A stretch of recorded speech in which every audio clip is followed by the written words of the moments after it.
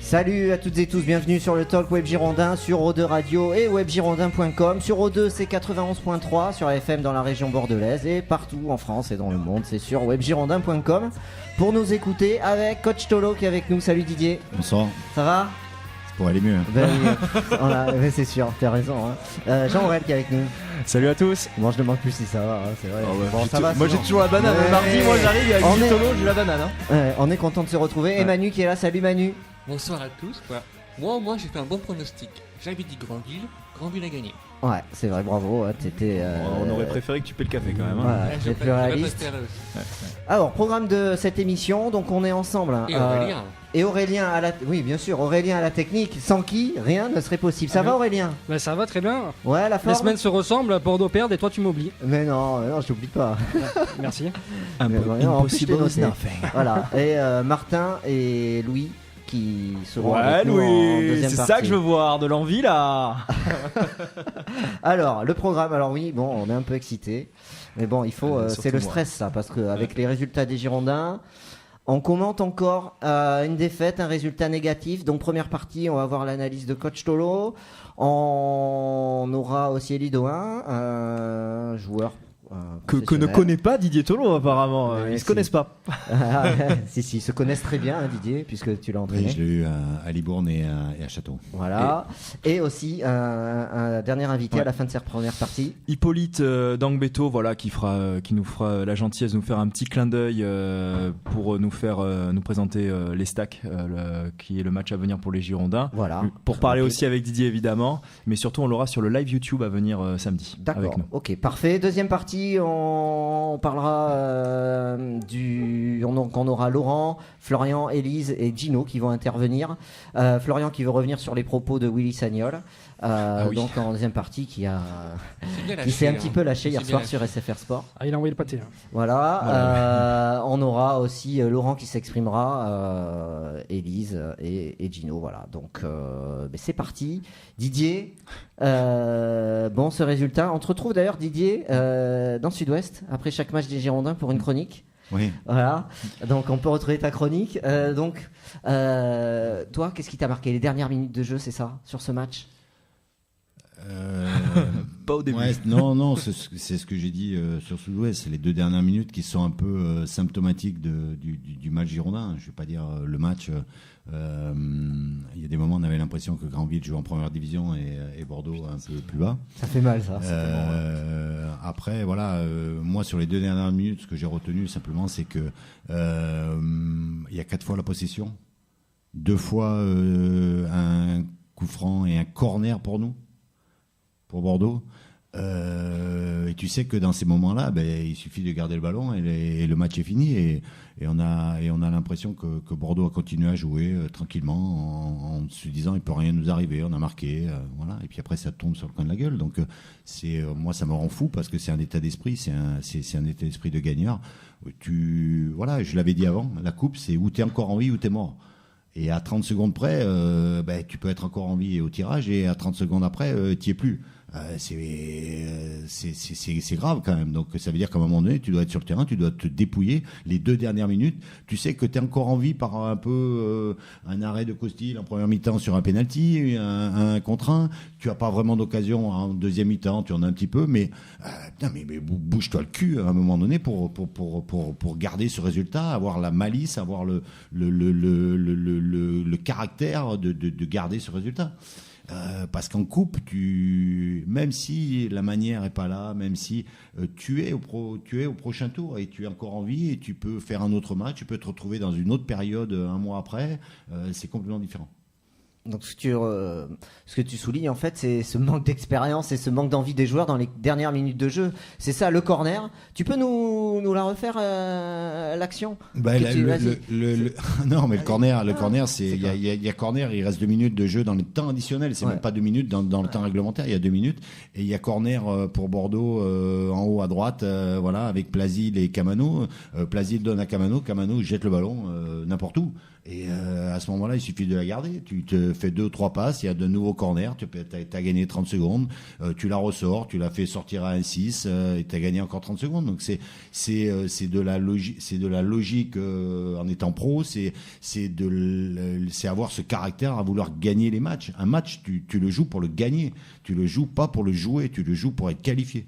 Ouais, donc il y a ce corner. Après, il y a une faute sur. Oui, il y a une faute sur Camanon. Il y a un ballon long pour Depréville qui tente la volée au-dessus alors qu'il peut l'emmener au poteau de corner. Après, tu as 2 fois une récupération des Bordelais. On la repère de suite alors qu'à un moment donné, il faut peut-être l'envoyer à 30 mètres au-dessus de la tribune.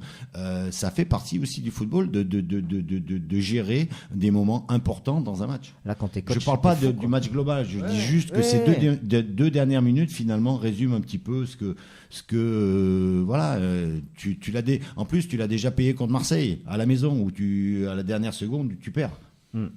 Manu, sur les réseaux sociaux, des réactions? Oui, on a posé une question sur le hashtag WG Le Talk sur Twitter. On a posé une question à nos auditeurs. Êtes-vous d'accord avec les ultramarines, qu'on en parlera un peu plus tard? Donc les gens répondent que oui. C'est-à-dire pourquoi, par rapport au fait qu'ils demandent la démission de Jocelyn Gourvenec hier par rapport à l'émission, à leur action hier au Royan. Donc oui, il est l'heure des prises de décision et des actes de L-Twins. Kabak qui nous dit bien sûr on est d'accord. Sur Facebook, les gens sont aussi relativement d'accord. Sauf Stéphane qui nous dit virer de Gourvenec ne changera rien. La preuve, c'est le 4e entraîneur depuis Blanc et les problèmes sont toujours les mêmes. Mathieu qui nous dit moi pas d'accord du tout. L'équipe va très mal, c'est sûr, mais en tant que supporter, notre rôle est de soutenir l'équipe et pas de crier Gourvenec démission. Ouais, des supporters qui étaient au Hayan. Ça t'est déjà arrivé, toi, en tant que joueur, d'avoir les supporters qui viennent mettre la pression, ou même en tant qu'entraîneur, viennent mettre la pression sur le club, sur toi, alors que tu coaches l'équipe? Non, je l'ai jamais vécu, mais voilà. Après, on sait. Je veux dire, nous, je reprends. Je reprends quand j'étais joueur et que j'étais entraîneur finalement. Joueur en 96, on faisait pas un bon championnat. Ouais. On faisait un championnat très moyen. Alors oui, il y avait la Coupe d'Europe derrière. Vous aviez terminé 16e. Voilà, il y a eu aussi un changement d'entraîneur avec Musseline qui a été remplacé par Garnot, qui a eu un effet positif. Tu sais qu'aussi il y a des effets qui sont beaucoup moins positifs que ça. Et puis voilà, je sais qu'à un moment donné, il faut. On en a parlé que voilà, moi j'ai pris Sion et 2 fois qui était dernier et 2 fois on a réussi à se sauver, on a fait l'Europa League et la coupe parce qu'il y a un moment donné peut-être quelque chose qui change. Je suis pas aujourd'hui je suis pas dans mon rôle de critiquer Jocelyn Gourvenec. Je suis aussi entraîneur, il est entraîneur, je sais ce que c'est que des périodes difficiles en tant qu'entraîneur, mais à un moment donné il est sûr qu'il faut faire quelque chose. Je sais pas laquelle, mais il faut faire quelque chose aujourd'hui. Ces jours sont comptés à Jocelyn Gourvenec, Jean Aurel, pour toi, à tête si on reste pragmatique, la direction dit que non. Maintenant au niveau du sportif, forcément que chaque défaite les unes après les autres qui s'empilent, tu peux que remettre en question Jocelyn Gourvenec. Il y a une interview à paraître bientôt de Laurent Edria qui est un coach mental. Donc moi-même en tant que supporter des Girondins, je me suis tourné vers un coach mental pour poser pour savoir on parle du mental donc on retrouvera ça sur Web Girondin dans les jours à venir, savoir que si finalement la meilleure recrue des Girondins c'est pas un coach mental et il m'a expliqué que ça sera à apparaître mais qu'il y a une explication dans les objectifs au niveau de l'individualisation, enfin c'est toute une méthode, mais que pour lui, de l'extérieur, en tout cas, effectivement, on a l'impression que les joueurs ont perdu leur football et l'expression, voilà, elle existe. Depréville, c'est pas, on a parlé de Depréville longtemps. Aujourd'hui, je te coupe juste. Ouais. Aujourd'hui, il y a pas de. Aujourd'hui, par rapport à l'objectif du club, à l'objectif individuel, à l'objectif collectif, aujourd'hui, il n'y en a qu'un. Aujourd'hui, c'est sauver Bordeaux par rapport à voilà. Donc aujourd'hui, c'est pas un objectif, c'est pas peut-être. Oui, ça peut être un apport, mais il faut qu'il y ait une prise de conscience collective de tout le monde pour que aujourd'hui tu n'es plus en train de te dire je vais jouer l'Europe, tu n'es plus en train de te dire je vais jouer la Coupe de France, tu n'es plus en train de te dire je vais jouer la Coupe de la Ligue, tu n'es pas en train de te dire je vais jouer l'Europa League.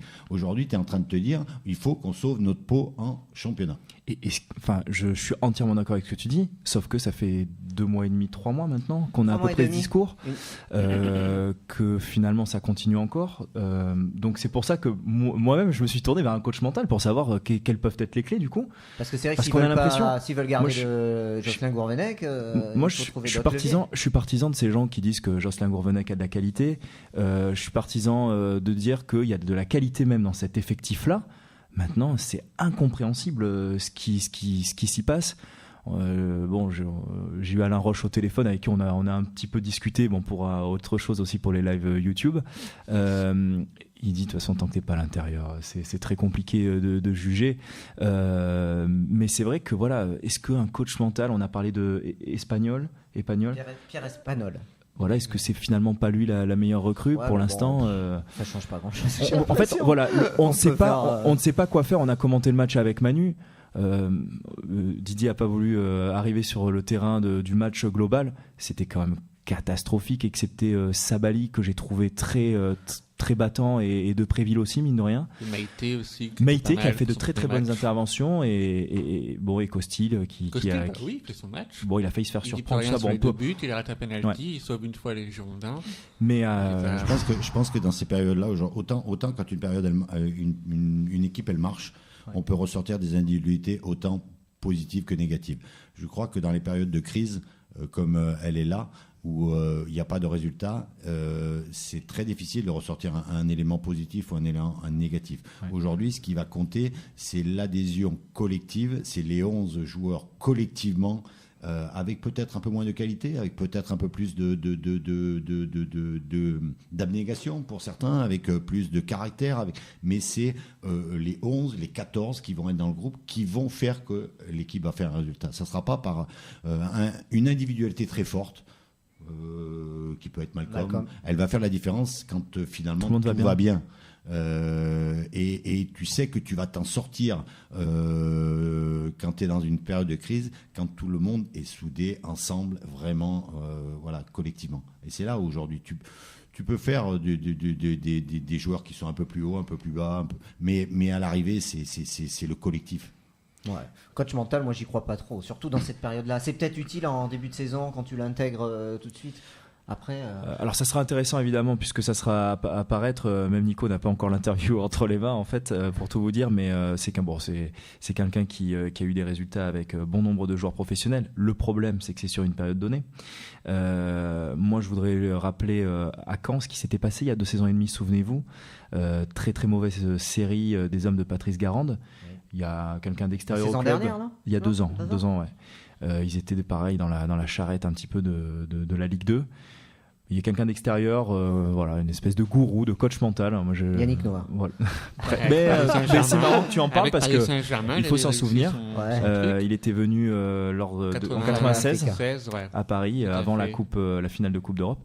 Et finalement, Patrice Garande et même la direction sportive avec Alain Caveglia et Xavier Gravelaine avaient salué le travail de cet homme qui avait réussi à remettre Caen sur une excellente dynamique, qui avait fait une super fin de championnat et qui aujourd'hui est encore sur une dynamique positive finalement. On prend tout aujourd'hui, on aime ce club, on prend tout pour le faire remonter. C'est quelle solution aujourd'hui en fait? J'ai même parlé de gourou à l'instant, quoi. C'est irréel. C'est mental. C'est ça. Sortez-moi du studio. Il y a une réaction sur le hashtag, Manu. Oui, il y a Drive51 qui nous dit les joueurs ont besoin d'un coach mental, point d'interrogation. Pourquoi pas un coach mental pour nous supporters traumatisés, dégoûtés, désespérés, mais supporters à jamais. Un numéro vert. Pour les joueurs qui ont été bons, il y a L-Twins qui nous dit tout l'allant a été très bon aussi. Elise qui nous dit un petit avis général sur Jules Condé. Moi j'ai aimé. Il y a Dinosaure JF qui nous dit souhaitons la bienvenue à Pierre Espagnol, en tout cas avec la petite photo. Espagnol. Voilà, ils sont en forme ce soir, nos amis. Ouais. Un numéro vert est à disposition, une cellule psychologique pour les supporters des Girondins. C'est vrai que sur ce match, tout l'allant au milieu a été intéressant et Condé derrière a été, pour un jeune, a été a fait vraiment son match quand même. Avec l'ambiance qu'il y a en ce moment au Girondin. Pas facile de débuter quand t'es jeune comme ça. Non, c'est pas facile. C'est pas un cadeau. Et Meïté, un petit mot sur sa prestation, Didier. On en parlait la semaine précédente. Meïté paraît avoir un potentiel. Après, c'est difficile de le juger sur ce match. Moi, j'ai pas. J'ai eu l'impression qu'il a traversé le match un peu comme tout le monde. D'accord. Moi, il m'a fait bonne impression. Après, il n'a pas joué long. Il a fait un seul match avec Monaco contre Lyon la saison. J'ai bien aimé son apport physique. Après, c'est pas évident. Tout l'allant qui m'a fait un peu peur. On en a parlé, Manu, souviens-toi. J'ai eu un petit tremblement à ce moment-là. J'avais mon anti-stress dans la main. Tu m'as agrippé. Donc il a fait quand même une bonne prestation. Oui. Mais deux errements, dont un où il garde la balle, donc dans le camp bordelais. Oui, très bon.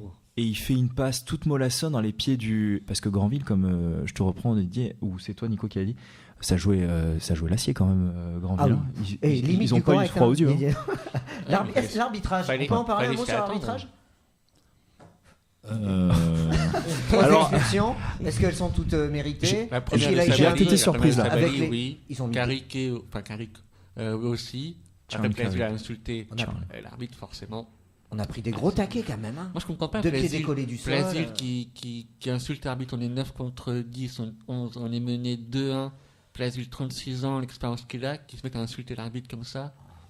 Il y a un gros problème aussi. Ouais, bon. Non, mais je pense que sur une ou deux situations, je pense qu'il y a peut-être à discuter sur l'arbitrage par rapport à l'engagement de Granville, mais pour finir, j'aurais aimé avoir l'engagement de l'autre côté aussi.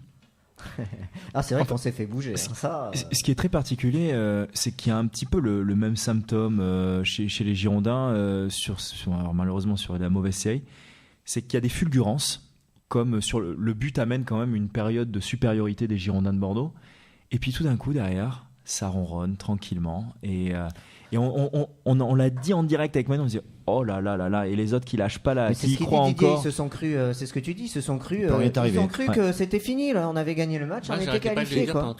Ils vont égaliser. Et je comprends pas qu'à un moment donné, alors Jocelyn Gourvenec qui était dans sa surface de coach, bon, il avait la parka, il y avait le vent, tout ce que tu veux, mais à un moment donné tu hurles, mais les gars, il a lâché Gourvenec. Ouais. Bon, on va accueillir Elidoin dans quelques minutes par téléphone. Je l'appelle tout de suite. Tu l'appelles tout de suite. Oh, ce regard. Comme avec Julien Courbet. C'est pas aussi rapide que Julien. Ouais. Un petit mot sur Paul Bess qui serait, avant qu'on ait Elidoin, Didier, qui serait en contact avancé avec Bordeaux. Qu'est-ce que tu penses de ce joueur? C'est bordelais, c'est quelqu'un qui a joué ici. Voilà, c'est certainement une recrue intéressante pour Bordeaux. Après, c'est un peu dommage de l'avoir raté finalement un petit peu cet été pour moins cher. C'est ça, exactement. On parle de 750 000 euros d'indemnité, c'est assez peu quand même. Moi, vous connaissez mon avis, puisque Paul, c'est quelqu'un avec qui j'ai été au lycée à Saint-Médard, donc on est toujours potes aujourd'hui. Et moi, j'ai pas cru comprendre que c'était forcément dans les priorités de revenir, mais peut-être que finalement il savait que j'étais une pipelette aussi, donc voilà. Bon, je trouve que 750 000 euros. Il t'a envoyé une fausse piste, c'est ça, non? Moi, il était là à Noël quand il y a eu la rumeur. Voilà, on a échangé un petit texto de bonne année, de joyeuses fêtes. Je lui ai dit bon alors tu prolonges les vacances à Bordeaux. J'ai pas cru comprendre que ça allait être le cas. Maintenant dans le foot tout va très vite et puis je suis pas non plus dans son entourage très proche, donc voilà. Moi je serais très content que Paul revienne et qu'il me remette des roustes à PES ou à FIFA. Il a pas un petit bobo au genou. Et puis de toute façon aujourd'hui peut-être qu'un ou deux joueurs amènent de la fraîcheur au groupe, amènent une autre vision qui de toute façon c'est toujours positif à mon avis dans ces périodes de crise. Il y a un autre joueur aussi qui a le profil. Le reportage arrive sur la page. Oui, mais lui, il n'est pas en contact avec Bordeaux aussi. En tout cas, quand on a fait l'interview, il a fait des grandes perches. Donc, est-ce que son agent ne travaille pas aussi dans ce sens-là? Tu dis qui c'est? On peut le dire, Manu, ou on attend que tu le dévoiles sur les réseaux sociaux? On peut le dire. Bon, il n'y a rien de... Il n'a pas l'air chaud. Voilà, c'est le même profil que Paul Bice, sauf qu'il est à gauche et Paul Bice est plus à droite dans la défense centrale. Donc oui, c'est Laurent Blanc. C'est Yohan Barbet. Yohan Barbet qui évolue à Brentford, qui enchaîne les bonnes saisons avec des buts là-bas, mais qui lui est plus du côté gauche et qui peut même dépanner arrière gauche, ce qui serait une bonne chose pour les Girondins d'ailleurs, qui est très efficace sur coup de pied arrêté. Donc une interview à venir donc sur la chaîne. Voilà. Et on accueille Élie Dohain. Salut Élie. Bonsoir. Bienvenue dans le Talk Web Girondin. Tu as Didier Tolo et l'équipe du Talk qui sont là et qui t'écoutent. Ça va, monsieur Élie. Bonsoir à tous, bonsoir Didier. Voilà, donc merci d'être avec nous et Jean Aurel, tu veux poser quelques questions. Alors oui, parce que j'ai eu Élie pendant... j'étais très bavard avec lui évidemment, pendant 1 heure presque on s'est parlé, Élie, tout à l'heure. Ouais, à peu près, ouais. Donc Élie, voilà, il y a Didier Tolo qui est avec nous. Je crois qu'il a une place importante sur ta carrière professionnelle, je crois. Ah bah oui, ça c'est évident. Didier, c'est une très jolie rencontre sur le plan professionnel. C'est lui qui m'a fait signer mon premier contrat pro et qui m'a, à un moment important d'une carrière, c'est-à-dire arrivé à 21 ans, qui m'a donné la chance d'évoluer au niveau professionnel et ensuite me permettre de faire une petite carrière sympa à ce niveau-là. Voilà. Élie, tu as évolué dans des clubs de Ligue 2, donc avec Didier Tolo. Un coaching à la Didier Tolo, ça donne quoi Est-ce que un petit adjectif, un épithète, une petite anecdote disciple, hein? Ouais, Didier, moi les souvenirs que j'ai de Didier, c'est sur le banc, il tient pas en place. C'est un vrai compétiteur. Il a cette hargne. Il arrive à vous transcender clairement. Tu es sûr parce que nous on le voit pas à l'antenne. Hein. Non, je peux vous dire qu'il aime pas perdre. Tout se passe très bien quand on gagne. Par contre, quand on commence à perdre, il fait la gueule. Mais c'est tout à fait normal. Et c'est ça que j'aime bien, c'est qu'il arrive à inculquer en fait le joueur qu'il était, c'est-à-dire combattant, il lâchait rien, il se battait sur le moindre ballon. Et c'est ce qu'il a réussi, en tout cas sur les années que j'ai passées avec lui dans les clubs où on était ensemble. C'est ce qu'il arrivait à inculquer au groupe entier, quoi. Depuis le début de la saison, on partait d'une feuille blanche et il arrivait à fédérer un groupe autour de ses valeurs à lui, voilà. Et donc voilà, c'est ça que je retiens vraiment. C'était vraiment. C'était parfois tendu parce que c'est un coach qui a du caractère, ça c'est clair. Donc quand il avait des choses à dire à certains joueurs, il le disait. Mais en tout cas, c'était toujours dans cette idée de gagne, quoi. Voilà, c'est un gagnant. Donc un super portrait qui nous fait là. Fais-en pas trop, on va croire que je t'ai payé. non, mais bon. Non, mais voilà, moi je considère qu'en tant qu'entraîneur, il y a deux façons de manager. Enfin, deux façons. Il y a le sportif, pour moi, quand vous êtes entraîneur, il m'appartient. Ça veut dire que je peux tout lui dire. Et quand t'es pas bon sur un terrain, donc ça veut dire que là. Par contre, l'homme est différent. L'homme a son caractère et ça, je touche jamais à l'homme. C'est-à-dire que quand je dis quelque chose, c'est sur le terrain. J'ai horreur de perdre. Je peux tout casser quand on perd, mais ça n'empêche pas d'avoir un discours, pour motiver ou pour réconforter un joueur. Élie, un petit mot évidemment sur le match Granville-Bordeaux. Je suppose que comme beaucoup de spectateurs, tu l'as suivi. Qu'est-ce que tu en as pensé ? Forcément déçu pour tous les supporters des Girondins et en premier lieu pour les joueurs et le staff parce que vivre des moments comme ça, et en plus on l'a déjà vécu et en plus avec Didier, avec Châteauroux, se faire éliminer en Coupe de France par des amateurs, c'est jamais simple à vivre, mais j'ai envie de dire tous les ans il y a des surprises comme ça en Coupe de France, donc là c'est Bordeaux, c'est la première surprise de l'année. Forcément, ça fait parler, surtout avec la période difficile que les Girondins est en train de vivre. Mais ça reste un match de foot et la Coupe de France, on sait tous que tous les ans il y a des exploits. C'est ces joueurs amateurs qui, en l'espace d'un match, se hissent au niveau des professionnels et qui même ont la possibilité de les battre. Donc c'est forcément je dirais le match de leur saison, voire pour certains de leur vie, parce qu'ils en auront peut-être pas l'occasion d'en rejouer d'autres. Donc ouais, c'est des matchs très compliqués. Je pense pas qu'il faut remettre la saison complète des Girondins sur ce match-là. Certes, elle arrive au plus mauvais moment de la saison parce qu'on les attendait au tournant. Donc oui, voilà, déçu pour eux, mais la saison du club ne se jouera pas sur ce match, je pense. Élie, évidemment, ton actualité, je crois que dernièrement, tu as porté le maillot de l'équipe de France. Tu peux nous en dire un peu plus là-dessus ? Oui, alors c'était dans le cadre de ma reconversion. En fait, depuis 2 ans, je me suis retrouvé dans une jolie petite aventure. C'est le mini-football. Le mini-football, voilà, c'est un sport qui arrive des pays de l'Est et qui est très méconnu en France. D'accord. Donc, ce que je voulais rappeler déjà, c'est que on n'est pas agréé Fédération française de foot, donc on peut pas s'appeler l'équipe de France. On est une sélection France du réseau Soccer Park, le Five. En fait, c'est une sélection de joueurs de soccer. Et tous les ans, on participe donc avec ces joueurs qui viennent un peu partout de la France. Donc, il y a des présélections et ensuite une sélection qui est mise en place par le sélectionneur. Et on part donc tous les ans pour l'Euro. Donc là, cette année, on était en juin en République tchèque.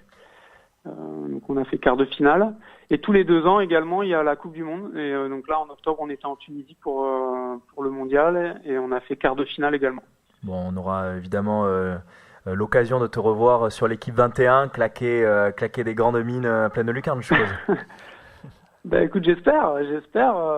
C'est vrai que c'est vraiment une aventure assez incroyable. Pour ceux qui connaissent pas, je vous invite à aller vous renseigner sur ce sport. C'est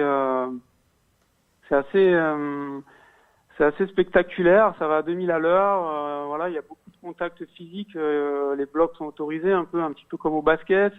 Voilà, c'est mettre des amateurs pendant l'espace de 15 jours, 3 semaines dans un milieu professionnel. Puisque je rappelle que c'est une compétition, même si on représente son pays, qui est complètement réservée aux joueurs amateurs. On n'a pas le droit d'être sous contrat professionnel dans son pays. T'as déjà joué à ça, Didier ? Non, pas du tout. Tu connaissais ? Oui, non. Ouais, moi non plus. C'est plus paddle, non, Didier ? Non, je fais un peu tout, mais bon, Élie était pas fait forcément pour ça. Il avait d'énormes qualités de vitesse côté droit. Il lui manquait un petit peu d'être un peu plus méchant, parce qu'il aurait pu faire, en étant un peu plus méchant, il aurait fait peut-être une autre carrière, mais c'est bien qu'il puisse jouer et faire ça maintenant. Élie, Didier Tolo, il pourrait venir vous entraîner sur cette sélection ? C'est-à-dire qu'on a déjà un sélectionneur qui fait partie du réseau Soccer Park Le Five. Les problèmes fratés. Non, mais de toute façon, moi j'arrive pas à faire de crochet de suite sur un si petit terrain, donc c'est pas possible. Ouais, d'autant plus que je t'ai vu au soccer la dernière fois, non, c'est pas mal. Ouais. Un petit souvenir, Élie, tu as joué à Libourne-Saint-Seurin, sur l'époque Libourne-Saint-Seurin. Je te pose cette question parce que j'habitais à Libourne, j'allais voir les matchs à l'époque. Donc, ouais. Un souvenir à partager avec nous, avec les Libournais qui écoutent, puisque O2 Radio, on peut l'écouter jusqu'à Libourne. Hein. Ouais. Ok. Un souvenir sur ma période de Libourne. Ouais. Ouais, il y en a pas mal. Moi, Libourne, ces 3 années-là, finalement, c'était les 3 premières années de ma carrière, et aujourd'hui, ça fait partie de mes plus beaux souvenirs. Parce qu'on était un petit club amateur avec un tout petit budget et qu'on a réussi à monter. Ouais, donc des souvenirs, il y en a plein. On a réussi à se maintenir aussi en Ligue 2 la première année, alors que tout le monde, je dirais plutôt personne n'aurait misé un centime sur nous. Donc voilà, encore une fois, Didier, il a réussi avec les moyens du bord à cette époque-là et le petit club qu'on était. Il a réussi à fédérer quelque chose. Je me rappelle, j'ai une anecdote. Je me rappelle que quand on est arrivé en national, donc moi j'arrive dans ce club, je connaissais personne. Didier rigole. Ça y est, là il est assis là et ça il sent sait le déjà. dossier. Non, mais voilà, il nous a emmené faire un stage, un petit stage commando dans les Landes, cher à son cœur, je pense. Et voilà, donc à travers ce stage-là, j'ai tout de suite compris dans quel club je mettais les pieds. Un club familial, mais un club qui avait d'énormes valeurs. Et je pense que c'était une rencontre entre le club de Libourne-Saint-Seurin à l'époque et Didier. C'était vraiment, ça a matché direct. Et à travers ce stage-là, il a réussi à faire d'un petit groupe de national une équipe armée pour monter. Et finalement, dès les premiers matchs amicaux, ça m'avait vraiment, vraiment choqué aujourd'hui encore quand j'y repense. C'est que dès les premiers matchs amicaux, on n'était personne. et on a senti tout de suite dans le jeu que voilà, il y avait ce petit truc en plus qui allait faire qu'à chaque match, on allait prendre le dessus. Alors on avait des bons joueurs, on avait Mathieu Valbuena, bien entendu, qui était là, qui était un des fers de lance de l'équipe. Charles Caboret. Mais voilà. Charles Caboret qui est arrivé après en Ligue 2. En Ligue 2. Et voilà, c'est tous ces souvenirs-là, voilà. Enfin, c'était surtout la façon, de fédérer un groupe autour d'un projet. C'était cool. Donc vraiment bien. Moi, ça fait plaisir à entendre en tout cas. On va le séquestrer, Didier, avec nous. Il partira plus. Non, je me souviens juste de ce stage-là parce qu'on avait pas mal de blacks qui étaient aussi dans le groupe, et quand on est parti, on avait des minibus. Quand on est arrivé en stage, mais les blacks me disaient: oh coach, la clé de ma chambre c'est laquelle? J'ai dit: toi c'est la tente numéro 1 et toi la tente numéro 2. Hashtag budget. Et on avait organisé tout un système de tentes en rond pour que tous les joueurs se voient. On avait passé 3 jours là-dedans. C'est génial. Et en fait, quand tu passes une semaine de stage dans des tentes comme ça, avec des activités la journée, t'es prêt à aller au combat en fait, parce que tu sais que t'arrives pas dans un club. Le claquet de chaussettes, ça fait la différence au matin. Eh oui, tu sais, mais quelque part ça a mis en avant la saison qu'on allait vivre. C'est-à-dire que ce qu'on est allé chercher, il a fallu aller le chercher avec le travail et la hargne, et on a réussi. Et voilà ce qu'il faut. Le stage, c'était un très beau souvenir. Voilà pour les Girondins ce qu'il faut. Donc au camping, vous n'avez pas attendu Patrick alors, si je comprends bien? Ah non, on n'a pas le temps. Par contre, on a fait une. Bon, après, on rigole un peu, mais après, on a fait une sortie en VTT de 20-25 km, et au bout de 5 km, le groupe s'est aperçu qu'il y en a un qui m'a dit: ah, il y en a un qui a crevé. C'est pas grave. Donc, le groupe est reparti de chercher. Voilà, dépanner, et on est reparti tous ensemble parce qu'on a commencé ensemble et on a fini ensemble. Ça, c'est beau. Des réactions, Manu, sur le hashtag? Oui, puis une grande nouvelle, ça y est, accord de principe entre Malaga et les Girondins pour le transfert de Paul Bass pour 1 million d'euros. Bon, une belle affaire, hein, parce qu'il y avait une clause à 3 millions. Ouais. Et moi, j'ai une petite question pour notre invité Elie. Tu as joué à Ajaccio avec Tchèque Diabaté. Quelle était ton entente avec notre star bordelaise Diabaté? Il plantait vachement d'ailleurs cette saison-là, je crois. Il plantait beaucoup, ouais. Eh ben, j'ai eu en fait, c'est marrant parce qu'on a été très très proches tout au long de la saison qu'il a passée, parce que Tchèque, il avait pas le permis. Et donc tous les matins, il fallait qu'il y ait quelqu'un qui l'emmène à l'entraînement, et c'était moi. C'est génial ça. Donc on était très proches, ouais, à l'hôtel. Quand il y avait des mises au vert, on était souvent ensemble dans la chambre. Bon, il a passé une grande partie de la première partie de saison, il était tout seul, je crois, dans son appart, donc il venait de temps en temps à la maison pour manger, pour pas rester seul. Mais ouais, Tchèque, non, un super mec, un profil atypique. Voilà. Il avait pas ces problèmes de genoux quand il était à Ajaccio, je crois encore. Hein. Alors, il a commencé à les avoir. Il a commencé à les avoir en fin de saison, justement, parce que je crois qu'il a eu, je sais plus si c'est en fin de saison ou en milieu de saison, mais il a eu un petit passage à vide à cause de son genou, ouais. Mais ouais, des super moments. Je me rappelle que avec Tchèque, on va obtenir notre maintien à 3 journées de la fin à Lens. On gagne 1-0 à Lens. Et c'est Tchèque qui nous marque un but à la Tchèque, quoi. Un but de renard des surfaces. Je sais même pas si lui, il sait encore comment il l'a mis aujourd'hui. Avec Dieu en numéro 10. Avec ses chaussures en taille 46. Donc, non, le Tchèque, c'était un super mec. Que de bons souvenirs aussi avec lui, ouais. Ouais, donc oui, on se regarde avec Nicolas. Ce n'est pas une histoire d'amour, voilà, c'est une histoire de collègue. C'est touchant, hein, les gars. Donc Élie, la prochaine échéance pour le mini-foot, je crois que c'est en septembre de cette année. Exactement. Donc là, en fait, il y a l'Euro qui a lieu tous les ans. Donc là, le prochain, il aura lieu en septembre prochain. Alors vraisemblablement en Pologne. Que bon, vu que c'est un sport des pays de l'Est, tous les événements jusqu'à présent ont été organisés dans ces pays-là. Mais avec peut-être une surprise, parce que bon, voilà, il peut y avoir des changements de dernière minute. Donc on attend de savoir dans quel pays ça sera. Et sinon, on a un tournoi amical vraisemblablement en République tchèque au mois d'avril.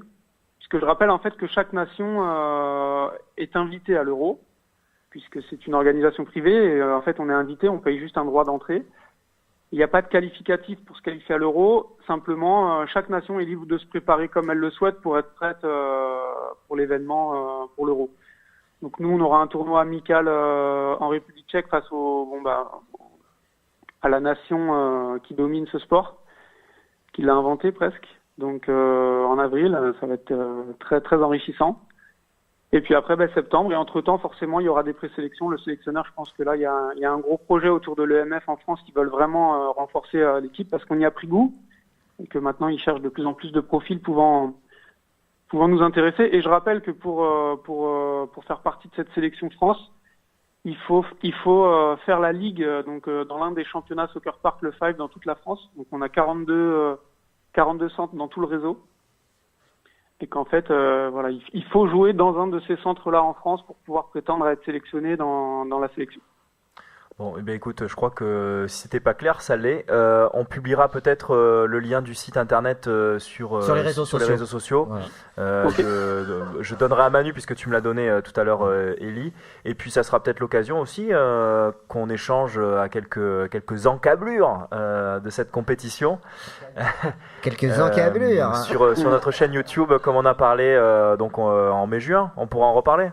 Mais avec grand plaisir. Bon, parfait. Avec grand plaisir, d'autant plus qu'on a la chance là depuis le mois de juin d'être suivi par l'équipe TV. Donc c'est au niveau médiatique, c'est quelque chose d'énorme pour nous parce qu'en fait le mini-foot en France, c'est vraiment c'est une page blanche. On a tout à écrire.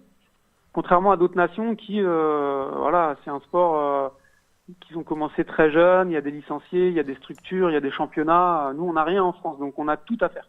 Donc on a besoin de tout le monde pour aider à développer ce sport sur notre territoire français. Ok. Écoute, le message est passé. Élie. Merci beaucoup, Élie. Donc à très vite alors, dans ce cas-là. Voilà, avec grand plaisir. Et puis merci pour le petit coup de fil. Allez, au revoir, à bientôt, Élie. Merci, salut l'équipe. Voilà, alors c'est pas encore officiel pour Poi Base, on attend, c'est une rumeur pour l'instant, mais il n'y a rien d'officialisé, je précise. Ça serait pas mal ça au final. Bon, ça serait pas mal. C'était lui ou Michal Pasdan, un Polonais. C'est mieux que rien. Bon, ouais, c'est mieux que rien, mais bon. Ouais. Il connaît la maison. Voilà. Donc il y a un temps d'adaptation qui sera forcément beaucoup plus court qu'avec un autre défenseur. Ouais, il était quand même capitaine de l'OGC Nice. Même souvenez-vous, le Stade Brestois.